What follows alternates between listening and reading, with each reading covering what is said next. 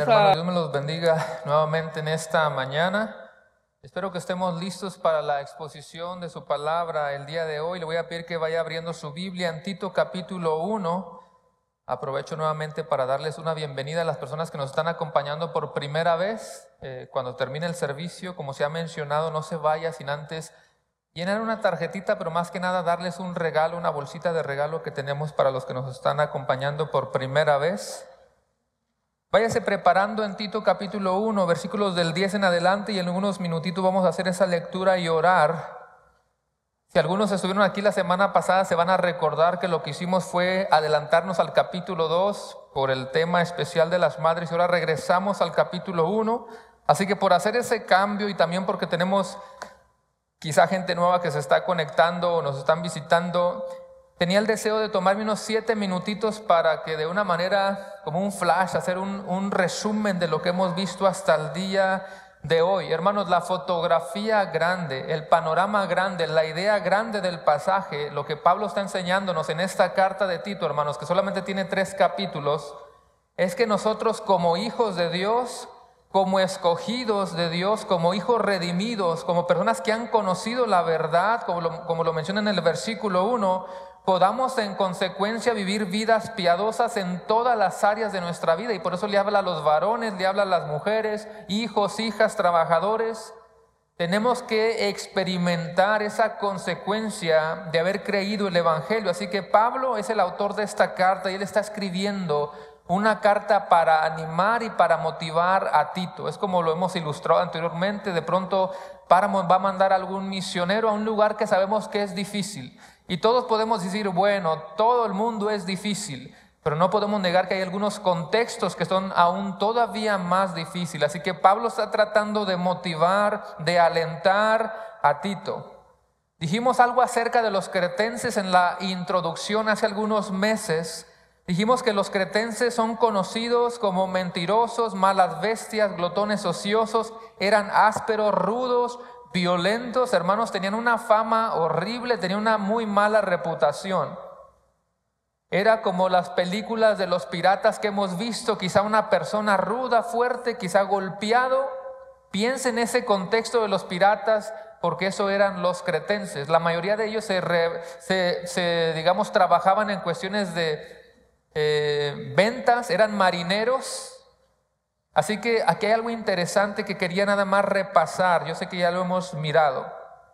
Piensen esto, la isla de Creta es una isla de gentiles, son griegos, pero hay mucho trabajo ahí. Es como cuando de pronto aquí los hispanos nos damos cuenta que en tal ciudad hay mucho trabajo y ahí vamos. Hay mucho trabajo, los marineros, venta, comercio en la isla de Creta, así que a esa zona van a empezar a llegar muchos judíos y se van a empezar a mezclar. Así que ahora tenemos judíos cretenses, como los latinos hispanos que vienen para acá y se empiezan a mezclar. Una vez más, la isla de Creta es una isla de griegos, pero ahora están mezclados y ahora tenemos judíos cretenses. Y esos judíos cretenses, como su raíz es judía, ellos van a empezar a viajar en barco al norte para llegar a Jerusalén. ¿Por qué estos judíos cretenses tienen que ir al norte a Jerusalén, hermanos? Dijimos que ellos, por su cultura, por su nacionalidad, ellos van a seguir yendo a Jerusalén para celebrar las costumbres judías, para celebrar las fiestas judías, Pentecostés, Pascua, todo eso, están yendo. Y en uno de esos momentos, en una de esas salidas, en una de esas idas a esos cretenses judíos que llegaron a Jerusalén, les tocó experimentar lo que el Espíritu Santo estaba haciendo a través de los discípulos. No tiene que buscarlo, pero nada más para tener una idea. Yo sé que ya lo hemos leído anteriormente. Es un pasaje muy conocido, Hechos capítulo 2, versículo 7, donde se nos habla cómo el Espíritu Santo vino y empezaron a hablar en otros idiomas y la gente estaba sorprendida. Y dice esto, Hechos 2:7, estaban atónitos, maravillados, diciendo, mirad, ¿no son galileos todos estos que hablan? ¿Cómo pues les oímos nosotros hablar cada uno en nuestra lengua en la que hemos nacido? Y empieza a mencionar todas las nacionalidades ahí representadas y dice, partos, medos, elamitas, y los que habitamos en Mesopotamia, en Judea, en Capadocia, en el Ponto y en el Asia y en Frigia y Panfilia, en Egipto y en las regiones de África más allá del Cirene, y romanos aquí residentes, tanto judíos como prosélitos, y luego ¿qué dice? Cretenses y árabes, les oímos hablar en nuestras lenguas las maravillas de Dios. No quisiera confundir mucho, hermanos, pero todos conocen ese pasaje. Hay muchas nacionalidades ahí representadas y entre ellos estaban ¿quiénes? Los cretenses. En uno de esos viajes experimentaron el evangelio, así que seguramente regresan ahora a la isla de Creta y comienzan quizá a compartir el evangelio. Por lo tanto, no tenemos mucha seguridad porque la Biblia no nos menciona esto. Si cuando Pablo comienza a predicar en la isla de Creta, quizá ya había algunos creyentes. Y si lo sabía, entonces eran estos cretenses judíos que habían hecho viaje a Jerusalén y habían regresado y habían experimentado el evangelio. Así que una vez más, Pablo ha empezado a compartir el evangelio, ha compartido las buenas de salvación. Y es hora de que Pablo se vaya. Y dijimos que Pablo no está muy a gusto, muy tranquilo. Él sabe que hay mucho trabajo por hacer en la isla, porque esa isla está enfrentando muchos desafíos. Y tenemos que traer eso a nuestro contexto, hermanos. La isla de Creta está enfrentando muchos desafíos. Nosotros en amarillo también estamos enfrentando muchos desafíos. Y nosotros, la iglesia de Cristo, o para ser más específico, Paramount en español, está plantado aquí en amarillo con un propósito. ¿Usted lo cree, hermanos?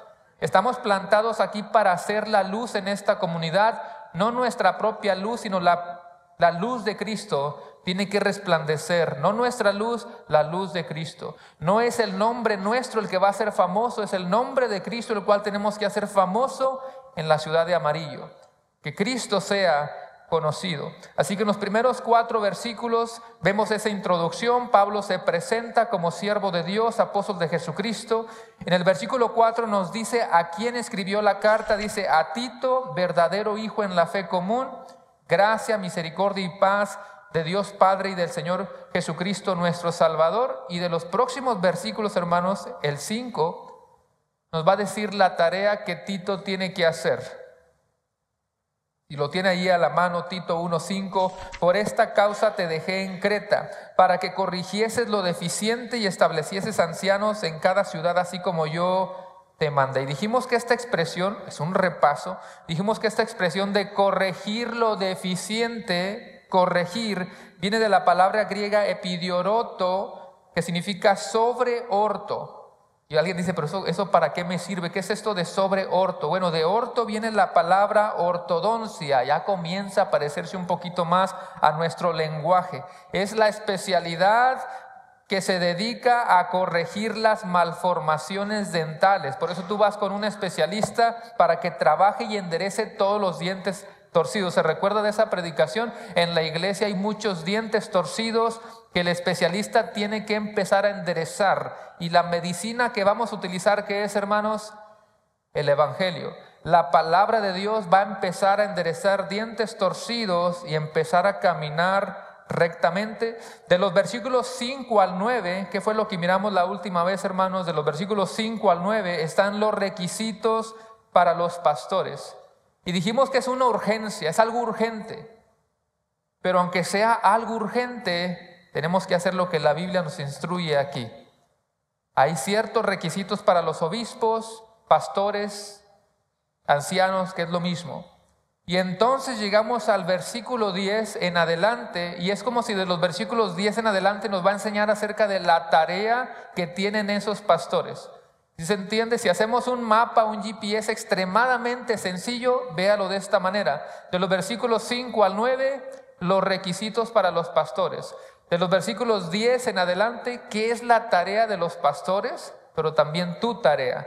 ¿Qué tenemos que hacer nosotros como creyentes? Porque ahora nos vamos a enfocar en un tema agrio, un tema que a lo mejor es incómodo, porque vamos a hablar acerca de los falsos maestros. Y yo sé que hemos hablado mucho de esto, hermano. Yo estaba pensando en cómo se nos han juntado a veces temas. No queremos estar como enfatizando mucho esto, pero nosotros acostumbramos la predicación expositiva y hoy nos toca estudiar el versículo 10. No nos lo vamos a brincar, así que tenemos que hablar acerca de los falsos maestros.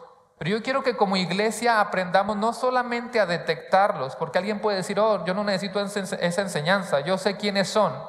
¿En serio? Porque tu vida parece que los está siguiendo más a ellos que a los que son buenos pastores. Así que no se trata nada más de saber, yo creo que lo puedo detectar, cómo mi vida está reflejando que yo estoy siguiendo lo que la Escritura me está diciendo. Así que póngase de pie, hermanos, en Tito capítulo 1, versículos del 10 al 16. Tito capítulo 1, versículos del 10 al 16. Y si está despierto, diga amén. Dice el versículo 10, porque hay muchos contumaces, habladores de vanidades y engañadores, mayormente los de la circuncisión, a los cuales es preciso tapar la boca, que trastornan casas enteras, enseñando por ganancias deshonestas lo que no conviene. Uno de ellos, su propio profeta, dijo: los cretenses siempre mentirosos, malas bestias, glotones ociosos. Este testimonio es verdadero, por tanto, repréndelos duramente para que sean sanos en la fe, no atendiendo a fábulas judaicas ni a mandamientos de hombres que se apartan de la verdad. Todas las cosas son puros para los puros, mas para los corrompidos e incrédulos nada les es puro, pues hasta su mente y su conciencia están corrompidas. Leamos todos juntos el 16, se dice: profesan conocer a Dios, pero con los hechos lo niegan, siendo abominables y rebeldes, reprobados en cuanto a toda buena obra. Cierre sus ojos y pida la dirección del Señor. Señor, estamos delante de tu palabra, estamos delante de una palabra perfecta y te pedimos para que hoy, como cada vez que exponemos tu palabra, solamente seamos un instrumento. Señor, nosotros no valemos por nada, eres tú el que va a estar hablando. Abre la mente y corazón nuestra, porque quiero aprender junto con mis hermanos, que hoy podamos ser edificados, que podamos no solamente detectar cuáles son las características de esos falsos maestros, sino que realmente demos evidencia de que estamos viviendo lo que la Escritura nos dice que vivamos, que estamos haciendo lo que la Escritura nos dice que hagamos. Edifícanos en esta mañana, sé con esta iglesia. Sabemos que la iglesia se va moldeando, sabemos que la iglesia se va purificando y de pronto van a seguir llegando gente que es más nueva en el evangelio, o quizá incluso personas que nunca han experimentado una conversión, y por lo tanto, Señor, ayúdanos a ser claros en el mensaje, abarcar a todos y poder exponer fielmente el texto bíblico, y que tu nombre sea honrado y glorificado. Y te pedimos todo esto en el poderoso nombre de Cristo Jesús. Amén.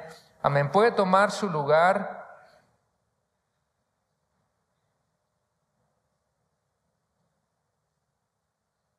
Obviamente me atrevería a decir que todos los que estamos aquí presentes, alguna ocasión tú has mirado un oso, o más bien déjeme decir una osa.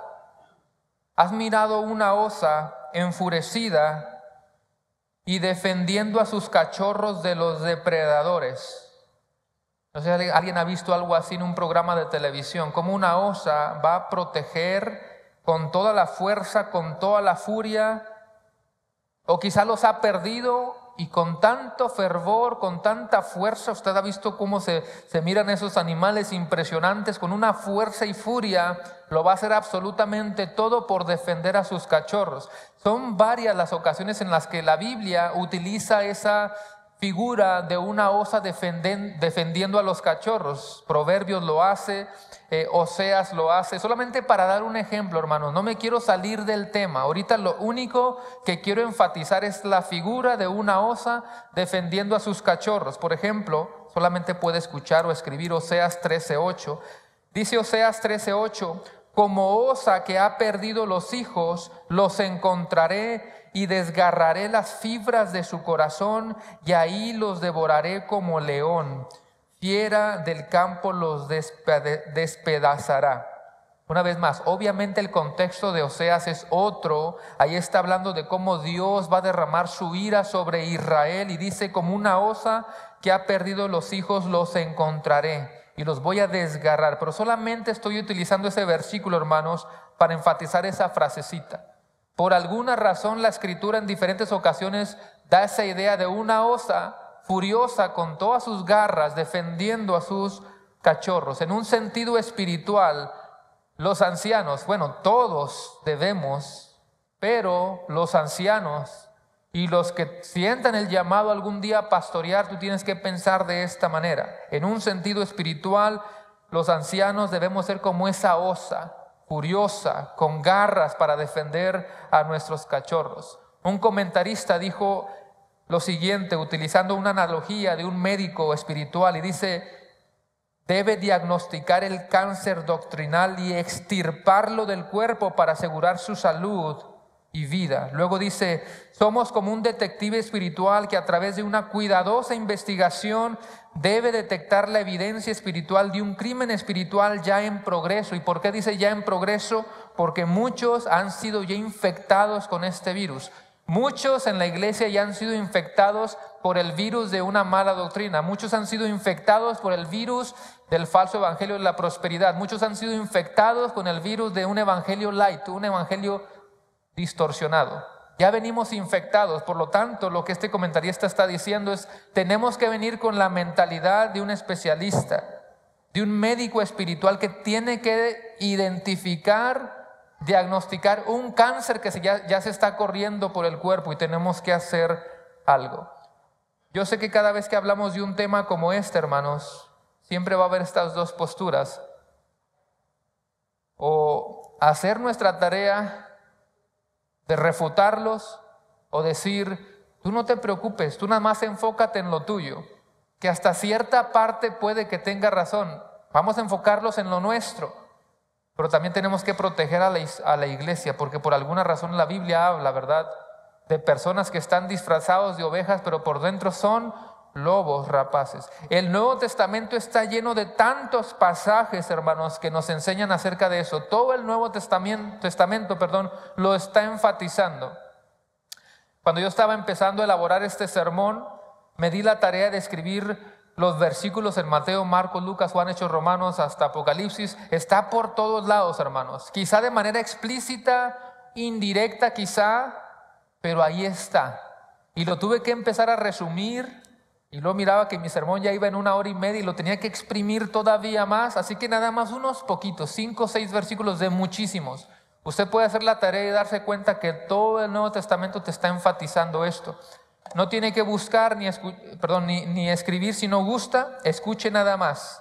Mateo 7:15, tú lo conoces: guardaos de los falsos profetas que vienen a vosotros con vestidos de ovejas, pero por dentro son lobos rapaces. Marcos 13:22, porque se levantarán falsos cristos y falsos profetas y harán señales y prodigios para engañar, si fuese posible, a los escogidos. Hechos 20:29, porque yo sé que después de mi partida entrarán en medio de vosotros lobos rapaces que no perdonarán al rebaño. Romanos 16:17, mas os ruego, hermanos, que os fijéis en los que causan divisiones y tropiezos en contra de la doctrina.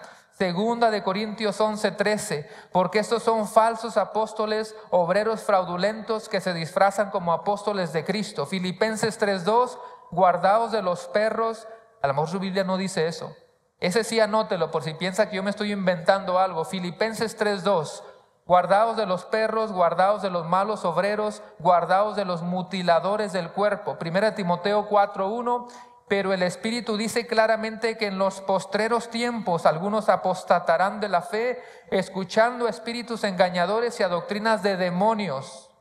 Segunda de Pedro 2:1. Pero hubo también falsos profetas entre el pueblo, como habrá entre vosotros falsos maestros, que introducirán encubiertamente herejías destructoras y aún negarán al Señor que los rescató. ¿Ya quedó claro el punto que estoy tratando de decir, hermanos, o seguimos buscándole? La Biblia nos habla con un lenguaje muy fuerte acerca de los falsos maestros, y es por algo. Tenemos que estar alertas. Así que primeramente veamos cuáles son las características de los falsos maestros. ¿Cuáles son las características de los falsos maestros? Vaya al texto y vea el versículo 10. Ese dicho que a veces utilizo diferentes traducciones. Esta es la Reina Valera y dice Tito 1:10, porque hay muchos contumaces. Del griego anupotactos, que significa insubordinados. Puede tener muchas definiciones, como desobediente, pero yo quiero que usted aprenda algo hoy.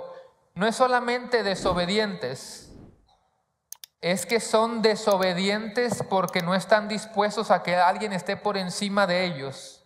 Es sentirse como que ellos son su propio Dios, ellos son su propia ley, y los hace imposible de ser corregidos.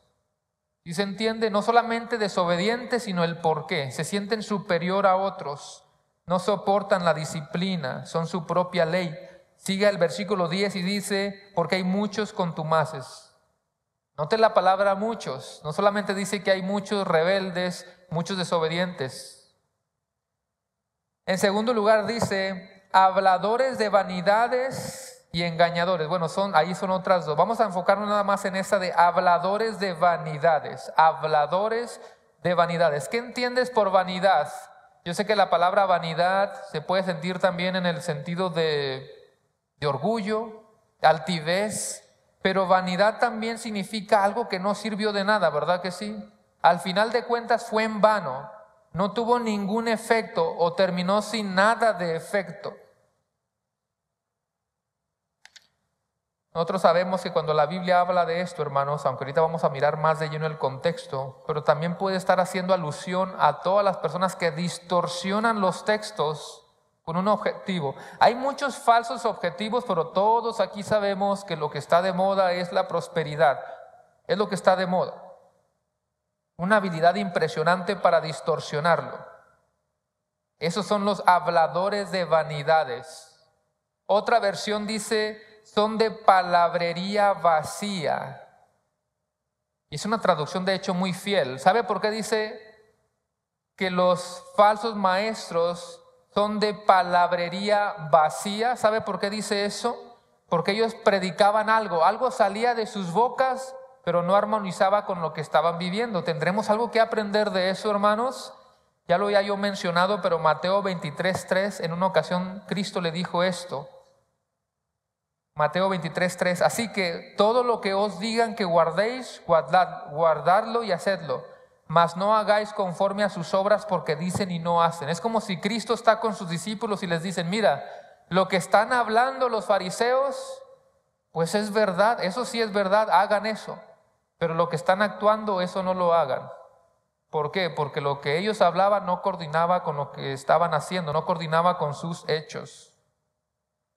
Así que este tipo de falsos maestros, mucha palabrería, una habilidad impresionante para hablar y al mismo tiempo son palabras huecas. Yo no sé quién conoce, no sé si se le llama algodón de azúcar, no sé si tiene otro nombre, es una esponja enorme. ¿Sí lo conocen?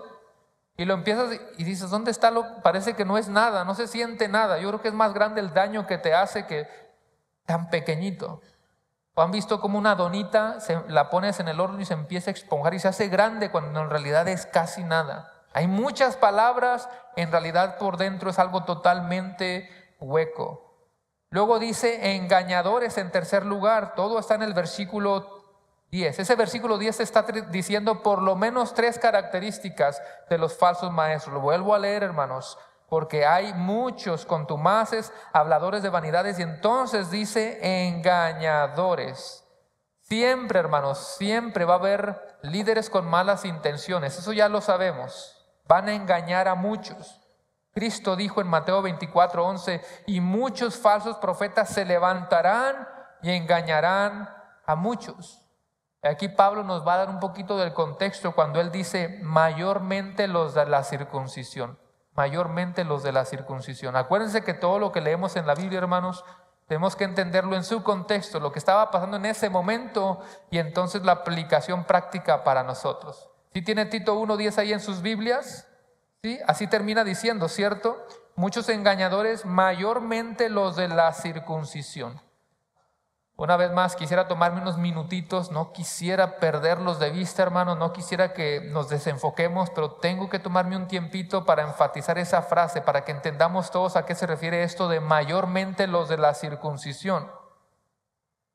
La mayoría de ustedes sabe que en el Antiguo Testamento la gente era circuncidada como una señal, ¿se recuerda? Dios le dio una promesa a Abraham. En ti serán benditas todas las naciones de la tierra, voy a formar un pueblo grande. La señal era la circuncisión. Pero después del tiempo de Cristo en adelante, en el Nuevo Testamento, ya no necesitamos esa circuncisión, porque ¿quién es nuestra circuncisión?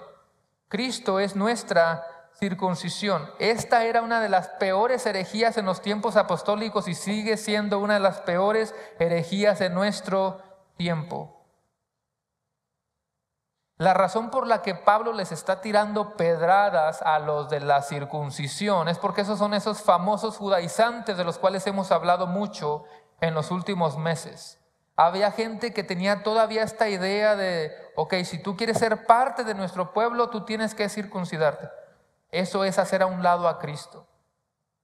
Eso es hacer a un lado la salvación por gracia y estar abrazando una salvación por obras. Por eso ellos pensaban que tenían que circuncidarse. Mira con lo que tenían que lidiar en aquel tiempo, lo que dice Hechos 15:1. Mira con lo que tenían que lidiar, Hechos 15:1. Entonces, algunos que venían de Judea enseñaban a los hermanos, si no os circuncidáis conforme al rito de Moisés, no puede ser salvo. Mira hasta dónde llegaban. Lo cierto es que la Biblia nos dice que Cristo ahora es nuestra circuncisión. No tenemos que hacer eso. Dice Colosenses 2:11, cuando ustedes, esa es la Nueva Traducción Viviente, cuando ustedes llegaron a Cristo fueron circuncidados, pero no mediante un procedimiento corporal. Cristo llevó a cabo una circuncisión espiritual, es decir, les quitó la naturaleza pecaminosa. Y también Romanos 2:29 dice, sino que es judío el que lo es en el interior, y la circuncisión es la del corazón, en espíritu, no en letra, la alabanza de la cual no viene de los hombres, sino de Dios. No quisiera confundir, hermanos, solamente quiero que veamos que esos pasajes nos están mostrando que Cristo es suficiente. Cristo es nuestra circuncisión. No tenemos que agregarle a algo, no es Cristo más esto, no. ¿Cuántos aquí creen que Cristo es suficiente? Él nos ha salvado por gracia. Así que una vez más, Pablo está atacando a los falsos maestros, está atacando a los judaizantes. Ya miramos 3 características de los falsos maestros. ¿Cuáles son estas, hermanos? Contumaces, que dijimos que significan desobedientes, habladores de vanidades, o sea, palabras huecas, y en tercer lugar, engañadores. ¿Qué tenemos que hacer nosotros, hermanos, como iglesia? No solamente como iglesia, toda persona que va a ser llamada por Dios para ser un pastor. ¿Qué tienes que hacer? El versículo 11 te va a dar la respuesta. Dice el versículo 11, a los cuales es preciso tapar la boca, que trastornan casas enteras, enseñando por ganancias deshonestas lo que no conviene. ¿Cómo comenzó el texto? A los cuales es preciso. ¿Qué significa es necesario? ¿Qué entiendes por es necesario? No me suena como que es una opción.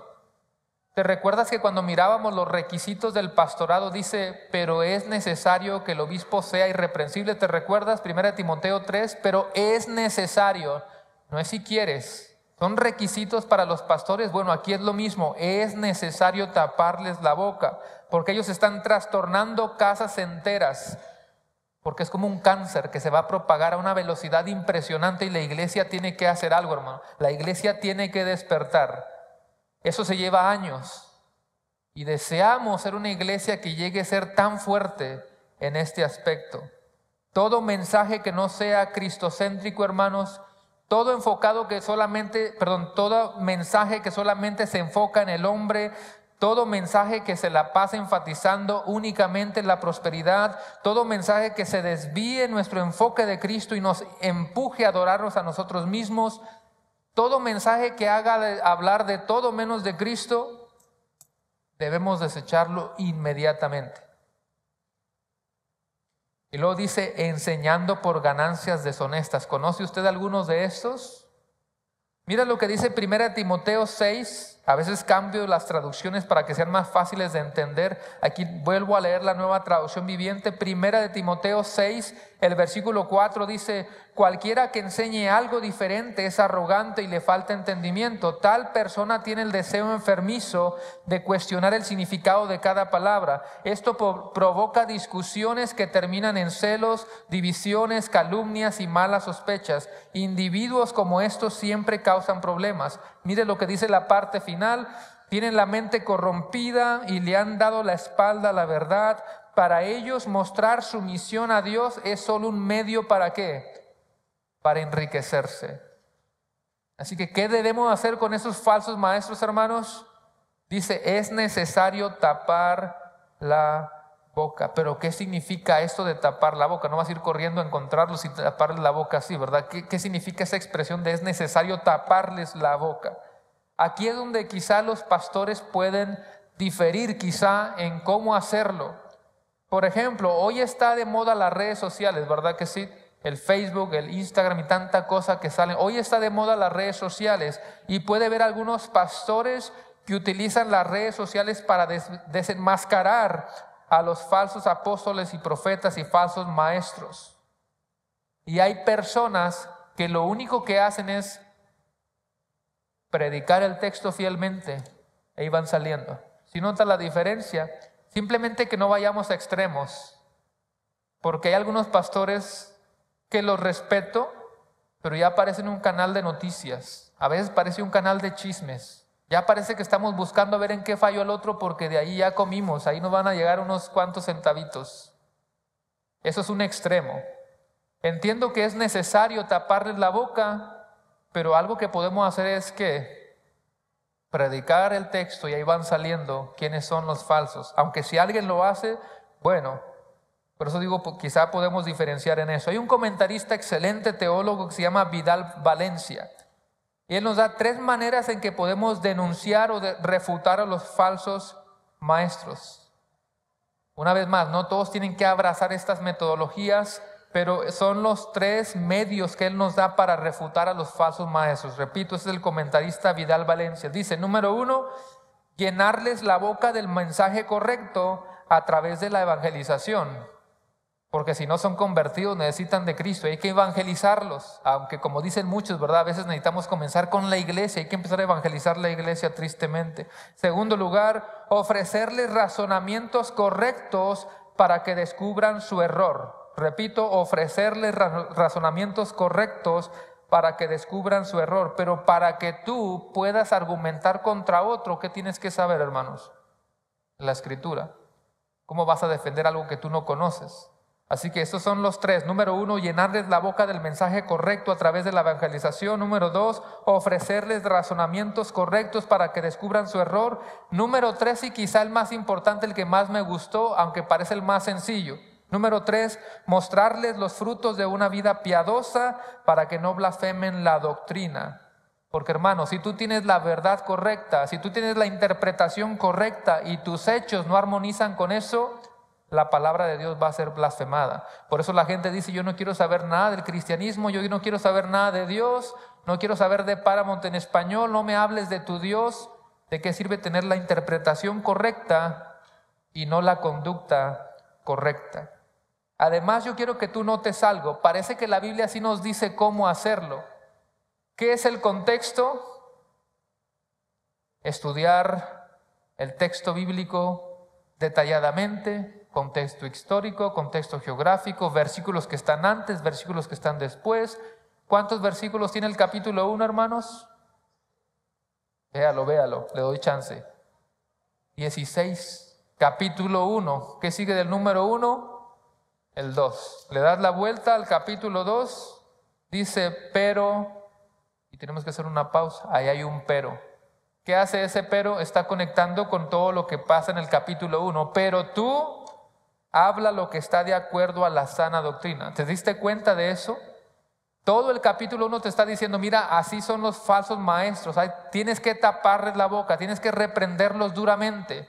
Eso hacen ellos, pero tú. Eso hacen los falsos profetas, pero tú. Eso hace el mundo, pero tú. Tú habla lo que sabes que es la sana doctrina y con eso van saliendo quiénes son los falsos profetas y maestros. Vamos a avanzar al versículo 2 porque algunos ya veo como que me están durmiendo. Versículo 12 dice, uno de ellos, su propio profeta, dijo, los cretenses siempre mentirosos, malas bestias, glotones ociosos. Este testimonio es verdadero, por tanto, repréndelos duramente para que sean sanos en la fe. Primero dice, uno de ellos, su propio profeta, quizá haciendo referencia a Epiménides, un nativo de Creta que nació o vivió unos 600 años antes de que Pablo está escribiendo esto. Uno de ellos, alguien que los conoce bien, está describiendo algo todavía mayor acerca de los cretenses. siempre mentirosos, malas bestias, glotones ociosos. ¿Cuál es la reputación de la iglesia de Cristo? ¿Cuál es la reputación? ¿Cuál es la fama de Paramount en español? Lo hemos enfatizado muchas veces, iglesia, no queremos ser Sardis. No queremos ser una iglesia de la cual se dice, oh, te has ganado el favor de los hombres, pero estás reprobado delante de Dios. No queremos eso. ¿Cuál es la fama que tenemos? Esta fama me suena terrible. Siempre mentirosos. Eso lo explicamos en la introducción de la carta en marzo. Se recuerda que la palabra cretense, eso significa mentiroso. Hasta se humanizó, no sé cómo se dice, la palabra cretense, eso significa mentiroso. Como si dijeran, oh, ellos son bien amarillenses, o sea, mentirosos. Malas bestias, haciendo referencia a su comportamiento, su conducta, pero también todo lo que tiene que ver con una vida sensual, deseos del mundo, deseos carnales, glotones ociosos, o sea que no hay disciplina ni control. Todas estas son señales de carnalidad y mundanalidad. Hermanos, Pablo está notando algo bien grave. No es que Pablo sea un exagerado, Pablo está notando algo bien grave. ¿Qué es eso grave? La salud de la iglesia estaba en peligro. ¿No es lo mismo hoy en día, iglesia? ¿No está la salud de la iglesia en peligro hoy? Dice nuevamente, versículo 12, los cretenses siempre mentirosos, malas bestias, glotones ociosos. Pero es interesante que el versículo 13 dice, ese testimonio es verdadero. Quizá el profeta es falso, pero lo que está diciendo sobre ellos es verdadero. Por tanto, no les digas nada. Déjalos. ¿Qué dice? Repréndelos duramente para que sean sanos en la fe. Me gusta que no solamente dice repréndelos duramente, sino que te da el por qué. Repréndelos. ¿Por qué tenemos que taparles la boca? ¿Por qué tenemos que reprenderlos? La mayoría de ellas, de estas personas, hermanos, no son verdaderos creyentes. No importa que estén en un púlpito, no importa que tengan una gran plataforma, si no se arrepienten, tú sabes para dónde van. Y allá se van a topar con aquel que les va a decir, nunca los conocí. Dice 13, ese testimonio es verdadero, por tanto repréndelos duramente. ¿Para qué, hermanos? Para que sean sanos en la fe. Tú tienes que desear que la iglesia sea sana. A Cristo le importa la sanidad, a Cristo le importa la salud de la iglesia, a Cristo le importa la pureza de su iglesia. Cristo es el fundador de la iglesia y Él está supervisando su iglesia. A Él le importa mucho la pureza, la piedad de su iglesia. Un comentarista dice, como un cirujano corta el tejido enfermo e infeccioso que amenaza la salud de todo el cuerpo, debemos cortar esta enseñanza tóxica inmediatamente. Queremos que las personas que han sido engañadas puedan abrir sus ojos, que sean libres, que sean sanados. Una vez más, ¿cuál es la medicina que vamos a utilizar, hermanos? Tu palabra, ¿verdad? El Evangelio, el Evangelio. Vayamos al versículo 15. Dice versículo 15, todas las cosas son puras para los puros, mas para los corrompidos e incrédulos nada les es puro, pues hasta su mente y su conciencia están corrompidas. Mire que el texto comienza diciendo, todas las cosas son puras para los puros. Habla de los creyentes. Pablo aquí no está tratando de decir, bueno, como tú ya eres creyente, como tú ya eres puro, pues todo lo que hagas es puro. Tú vive como se te dé la gana. No es una licencia para pecar, que de todas maneras ya somos puros. No es lo que Pablo está diciendo en el versículo 15. Una vez más, ¿a quién principalmente Pablo está atacando? ¿Qué dijo anteriormente? Mayormente a los de la circuncisión, los judaizantes. Primariamente es a ellos, ese es el contexto, es a quienes Pablo está atacando, porque ellos se iban a los extremos, eran legalistas y miraban todo malo por todos lados. Enfaticemos un poquito más. Voy a explicar el texto todavía de una manera más simple. Los judaizantes estaban tan preocupados por lo externo que se habían olvidado de lo interno. Como les dijo Cristo, eran sepulcros blanqueados. Pablo está diciendo, dale más importancia a lo interior, porque cuando lo interior está bien, el externo va a mostrar lo que hay dentro de ti. Y al final, como para cerrar con broche de oro, esa frase de cerrar con broche de oro la utilizamos normalmente para algo bueno, pero aquí Pablo no ha terminado. Pablo no ha terminado. Y dice el versículo 16, profesan. ¿De quiénes está hablando? Acuérdense que Pablo está describiendo los falsos maestros. Así que no se sorprenda cuando yo como pastor le estoy diciendo que hay muchos líderes en plataformas y que en realidad no conocen a Dios. El texto lo está diciendo. Profesan conocer a Dios, pero con sus hechos lo niegan, siendo abominables y rebeldes, reprobados en cuanto a toda buena obra. Por si queríamos más características de los falsos profetas, ahí están otras tres. Con sus hechos lo niegan, abominables, rebeldes, reprobados en cuanto a toda buena obra. Abominables es una palabra muy fuerte, hermanos. Algo horrible, algo terrible. Y lo dice reprobados. Quizás esa palabra la conocemos un poquito más porque reprobábamos los exámenes en la escuela. ¿Se recuerdan cuando ni de panzazo? Si no llegas a 60 no pasas. Así que esa palabrita ya la conocemos muy bien, reprobados. No pasaban el examen. Una vez más, hermanos, ¿de qué sirve que el mundo nos apruebe si Dios no nos ha aprobado? ¿De qué sirve que el mundo nos ponga un 100 si delante de ese Dios perfecto estamos reprobados? ¿No te parece que es algo alarmante esto? Vamos a buscar la gloria de Cristo entonces. Vamos a buscar agradar a Él, a Cristo primeramente. Así que voy a resumir un poquito, hermanos. Una vez más, de los versículos 5 al 9 son los requisitos del pastorado. De los 10 al 16 está hablando de la tarea que tenemos los pastores. No podemos quedarnos callados. Independientemente de qué método usa cada quien, vamos a enfocarnos en predicar el texto bíblico para que tú sepas quiénes son, para que tú los conozcas, pero no solamente para que tú puedas detectarlos. Es para que salgas de esto y te afirmes en la palabra del Señor. Que tú comiences realmente a verla como realmente es. Aplicar la Escritura como realmente es. El contexto de la Escritura. Quiero que tú vayas reflexionando en estas preguntas. ¿Estoy parado firme en la enseñanza bíblica de tal manera que puedo detectar quiénes son los falsos maestros? Yo sé que tenemos gente muy fiel, yo sé que tenemos gente muy madura que sabe quiénes son. Pero esa pregunta es para todos. ¿Estás parado firme en su palabra, en la enseñanza bíblica de tal manera que tú puedes detectar rápidamente a los falsos maestros? Pregúntate, ¿necesito profundizar aún más en su palabra para poder presentar una defensa a toda persona que me demande una razón? ¿O me quedo tambaleando?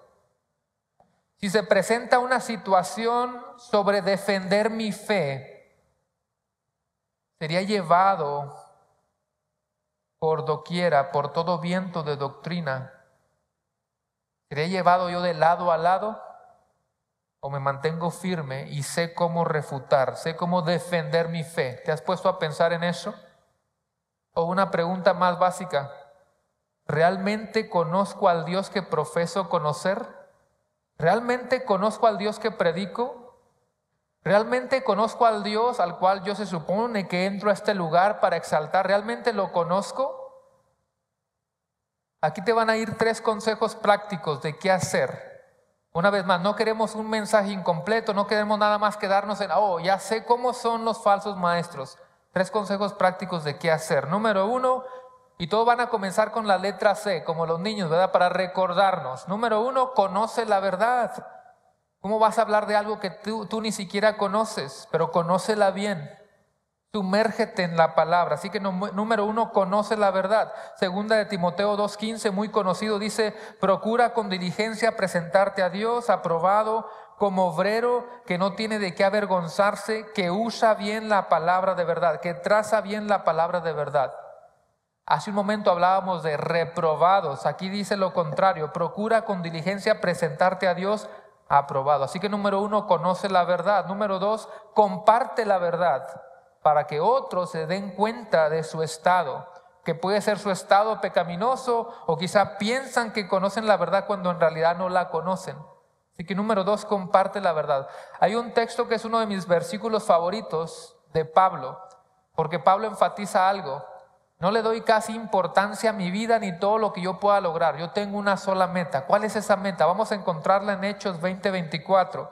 Hechos 20:24 dice, pero mi vida, y disculpe que ahora me moví nuevamente a la Nueva Traducción Viviente, pero mi vida no vale nada para mí a menos que la use para terminar la carrera que me asignó el Señor Jesús. ¿Cuál es la tarea de Pablo que tú también tienes? La tarea de contarles a otros la buena noticia acerca de la maravillosa gracia de Dios. Gente está allá afuera sin conocer la verdad. Por lo tanto, número 2, tienes que compartir el evangelio, tienes que compartir las buenas nuevas de salvación. Así que estos son 3 consejos prácticos. Número 1, conoce la verdad. Número 2, comparte la verdad. Número 3, cuida la verdad. Cuida la verdad, protégela. Y quizá el texto que te voy a leer no lo dice de manera explícita, pero sí da esa idea de manera general. Gálatas 1:6, bastante conocido. Gálatas 1:6, estoy maravillado. Imagínate que Pablo te está escribiendo esto a nuestra iglesia. Estoy maravillado de que tan pronto os hayáis alejado del que os llamó por la gracia de Cristo para seguir un evangelio diferente. Y dice, no es que haya otro, sino que hay algunos que os perturban y quieren pervertir el evangelio de Cristo. Mas si aún nosotros o un ángel del cielo os anunciare otro evangelio diferente del que os hemos anunciado, sea anatema. Como antes hemos dicho, también ahora lo repito, si alguno os predica diferente evangelio del que habéis recibido, sea anatema. El problema, hermanos, es que hemos estado tan acostumbrados a pensar que es el pastor el que tiene que cuidar la verdad. Todo el rebaño está llamado a cuidar de estas ovejas. Por supuesto que tiene un rol principal el pastor, pero estamos llamados a cuidar la verdad. ¿La conoces? ¿Cómo la vas a cuidar si no la conoces? Así que hay que conocer la verdad, compartir la verdad y cuidar la verdad. Así que yo quiero terminar haciendo un llamado. Todos hemos leído el versículo que yo acabo de leer, pero vamos a ver de quién está hablando en su contexto. Mateo 7, es más, está en la pantalla, pero si lo quiere buscar, le prometo que ya estoy terminando. Mateo 7, eso lo predicamos hace un tiempo cuando hablamos del Sermón del Monte. Mateo 7, 21 y 22. ¿Lo tienen? Mateo 7, 21. No todo el que me dice Señor, Señor entrará en el reino de los cielos, sino el que hace la voluntad de mi Padre que está en los cielos. Muchos me dirán en aquel día, Señor, Señor, ¿no profetizamos en tu nombre y en tu nombre echamos fuera demonios y en tu nombre hicimos muchos milagros? Y entonces les declararé, nunca os conocí, apartaos de mí, hacedores de maldad. Por supuesto que un texto como este nos abarca a todos, hermanos. ¿Cuántos no se estarán engañando pensando que son creyentes porque van a la iglesia todos los domingos? Incluso pueden estar sirviendo. Hermanos, nos vamos a llevar una sorpresa quizá en el cielo. Por supuesto que nos abarca a todos, pero el contexto te dice de manera más específica. Lo único que tienes es que regresarte lo que está antes. Versículo 15. ¿Cómo comienza hablando el versículo 15? Guardaos de quiénes? Guardaos de los falsos profetas. Que vienen a vosotros con vestidos de ovejas, pero por dentro son lobos rapaces. Por sus frutos los conoceréis. También nos aplica a nosotros. ¿Acaso se recogen uvas de los espinos o higos de los abrojos? Así todo buen árbol da buen frutos, pero el árbol malo da frutos malos. 18. No puede el buen árbol dar malos frutos, ni el árbol malo dar buenos frutos. Todo árbol que no da buen fruto es cortado y echado en el fuego. Así que por sus frutos los conoceréis. ¿Los frutos de quiénes? De los falsos profetas. Y entonces en el versículo 21 comienza diciendo, no todo el que me dice Señor, Señor entrará en el reino de los cielos, ¿Qué van a decir estos falsos profetas, estos falsos maestros? Pero Señor, ¿no te recuerdas todo lo que yo hice? ¿No te recuerdas cuántos demonios yo saqué? ¿No te recuerdas cuántos milagros yo hice? ¿Cómo profeticé en tu nombre? Versículo 23, y entonces les declararé, nunca os conocí, apartaos de mí, hacedores de maldad. Pero alguien aquí también necesita escuchar ese texto. Alguien aquí necesita recibir esta palabra. No todo el que me dice Señor, Señor, entrará en el reino de los cielos. Por lo tanto, haz una evaluación. Te voy a pedir a todos que se pongan de pie mientras reflexiona en eso. ¿Cómo está tu corazón? ¿Cómo está tu vida? ¿Será que tú necesitas hoy venir a Cristo? A veces por alguna otra razón no lo mencionamos, hermanos, pero siempre que se termina un servicio, si usted tiene alguna duda, quiere hablar con nosotros, estamos para servirles, para guiarles. Nosotros podemos nada más orar por usted, pero queremos obviamente que usted se dé cuenta del estado en el cual usted está y que es el Espíritu Santo el que tiene que hacer una obra de regeneración en tu vida. Pero solamente reflexiona en todo lo que hemos visto hoy, porque aunque hemos hablado de falsos maestros, existen falsos cristianos. O no tenemos que decir falsos cristianos, podemos decir gente que simplemente nunca ha tenido un encuentro con su Redentor, con su Salvador. Así que cierra tus ojos ahí, examínate, evalúa tu vida. Tú quieres estar seguro totalmente de que has sido aprobado por Dios. Tú has sido aprobado por Dios y por lo tanto cuando tú estés delante de tu presencia, tú podrás verle tal como Él es y disfrutar una eternidad con Cristo Jesús, con ese Dios trino del cual hemos cantado por tantos años. Ahora podemos verle, exaltarle por siempre. Pero tú no quieres estar en una posición donde Él frente a ti te diga, apártate, no te conozco. El día de salvación es hoy y no mañana. Ven a Cristo. Tú tienes que arrepentirte de tus pecados. Tienes que reconocer que tú no puedes solo. Tú no puedes solo. Eres un pecador, pero alguien ya tomó tu lugar. Alguien ya fue a la cruz por ti y dio su vida por ti. Ahora tienes que recibir ese regalo. No porque levantas la mano, no porque repites una oración. Tú recibes eso porque has entendido el Evangelio de Jesucristo, de que murió conforme a las Escrituras, de que fue sepultado, de que resucitó al tercer día conforme a las Escrituras y que tú entiendes la necesidad que tú tienes de un Salvador. Así que ora ahí en tu lugar. Señor, te damos gracias en esta mañana. Gracias por todo lo que tú nos has permitido hacer el día de hoy. Pido por esta congregación. Pido para que esta congregación se vaya puliendo, se vaya purificando. Que Paramount en español siga purificándose con tu palabra. Y si alguien no te conoce, pedimos por esa persona para que hoy te pueda conocer, para que se una a nuestra familia de fe y que podamos dar evidencia de haber sido transformados por el Evangelio. Señor, gracias por tu palabra. Gracias por recordarnos esto que es tan esencial para la iglesia. Queremos darte honra y gloria como iglesia, queremos levantar tu nombre como iglesia, queremos que el nombre de Cristo sea famoso aquí en el contexto en el cual tú nos has permitido estar.